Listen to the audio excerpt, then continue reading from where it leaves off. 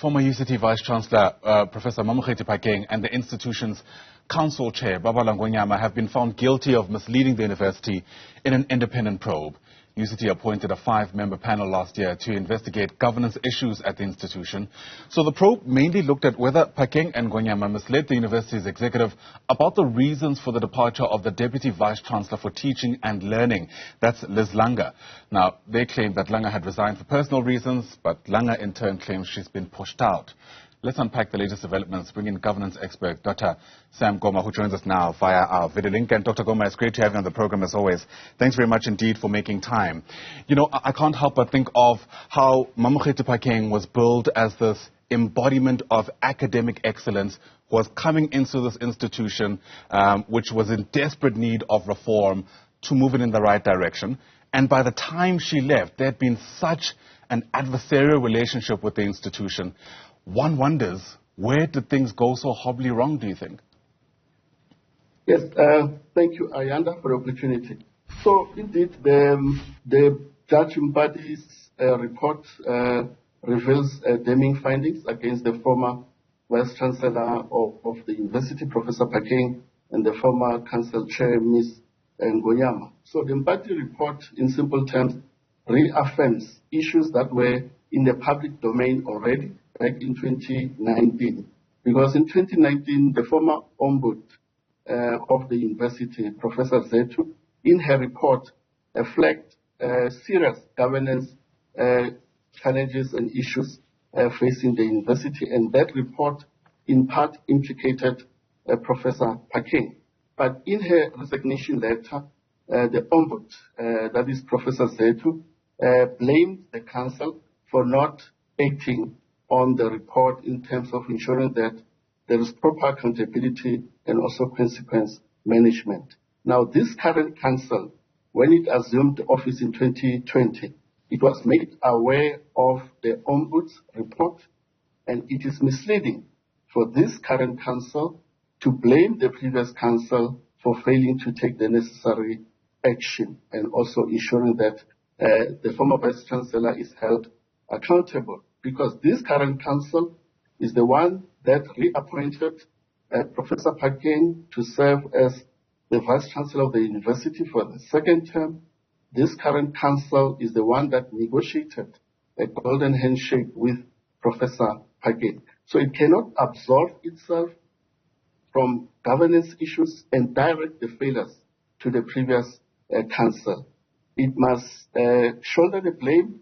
It must fall on its sword and assume responsibility. First, in terms of issuing a public apology to these 39 academics that are cited in the Ombud report. Absolutely, yeah, and that apology must be posted on the website of UCT. That's what the report said in part, because you're right, you know, what the report also does is really slam the council for not doing anything, because, as you rightly mentioned, the writing apparently had already been on the wall for quite some time. I'm still interested in where, you know, things seemingly went off the rails, Mamokgethi Phakeng came after Max Price, who had his own difficulties at the institution as, you know, a white male at the time of fees and roads must fall. There were perceptions that he really isn't necessarily perhaps best placed, despite his own history in the fight against apartheid, best placed to take the university to where it needs to be, given its stature as a leading institution on the continent. And Mamokgethi Phakeng seemed to be that person. But somewhere along the line, things obviously went horribly wrong. And I wonder whether you get the sense that the institution responded correctly to the disagreements, the ways in which she did, her leadership style, and ways ultimately in which she left. Yes, you're right, Ayanda. So let's start with the tenure of the Vice-Chancellor, the former Vice-Chancellor, Professor Phakeng. The picture is quite interesting because on the one hand, you have the university's rankings, which were very impressive and inspiring while she was the Vice-Chancellor of the university. On the other hand, you have now the Mpadi report that flags these gross governance challenges and issues while she was still at the helm. So it is difficult for one to make a conclusive judgment regarding her performance while she was still the Vice-Chancellor of the university. But the former chairperson of the University Council, Sipho Pichana, already flagged some of these issues pertaining to the management and leadership of Professor Phakeng when she was selected, interviewed for the position of becoming the Vice-Chancellor for her first term. But in that report, Mr. Pichana says, despite these shortcomings, she excelled and she came across as a strong contender and candidate for the position of Vice-Chancellor of the university. So you have these two interesting aspects and dimensions about her capabilities, leadership, but now we have the party report. But also it should be noted that if the panel did not afford Professor Phakeng an opportunity to state her own side of the story and relied on the version given by the former DVC, that is Professor Lange, it means the process was flawed. Right. Because the panel cannot arrive at a finding without involving the affected parties in terms of stating their own side of the story. Yeah. And this seems to be the in this instance. Apologies for interrupting you there, because that's exactly what I was going to ask you next. I can almost hear some of Professor Phakeng's supporters trying to, in some ways, poke holes into the findings. When we look at the composition of this 5-member panel and the process itself, and you've answered this in part, do you have any reservations about how this was done?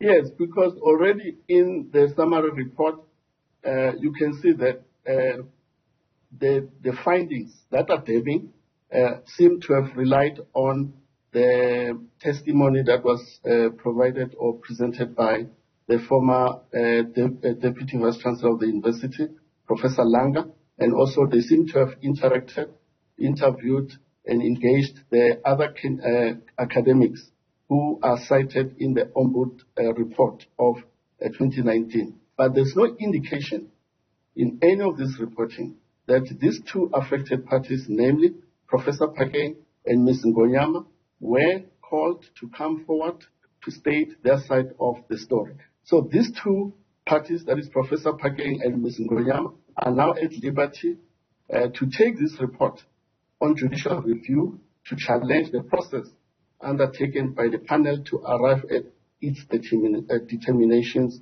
and conclusions. Yeah. So this is far from over. In fact, can be protracted for quite some time. I wonder what concerns you have around the impact this will have on UCT's image and its standing. Yes, the university management and also council, I think they've done very well since the departure of the Vice-Chancellor, Professor Phakeng, in terms of stabilizing the university at the senior echelons. Of course, they've appointed an interim Vice-Chancellor, but now they have to look forward to advertise the position of the Vice-Chancellor and look for a new capable Vice-Chancellor who can take the university forward. The good thing about UCT, you can see that institutionally, they seem to have a strong infrastructure, and also the institution is very strong in the sense that it can withstand any pressure, including the departure of a Vice-Chancellor, and still proceed to carry its core business, which is teaching, learning, research, and community engagement. Absolutely. Hopefully lessons have also been learned along the way about how to deal with these kind of disagreements. Sam Koma, thanks very much indeed for your time. Really do appreciate it. Dr. Koma, of course, a governance expert, as we continue making sense of that 5-member panel's findings against Professor Mamokgethi Phakeng and Babalwa Ngonyama, the chairperson of UCT's council.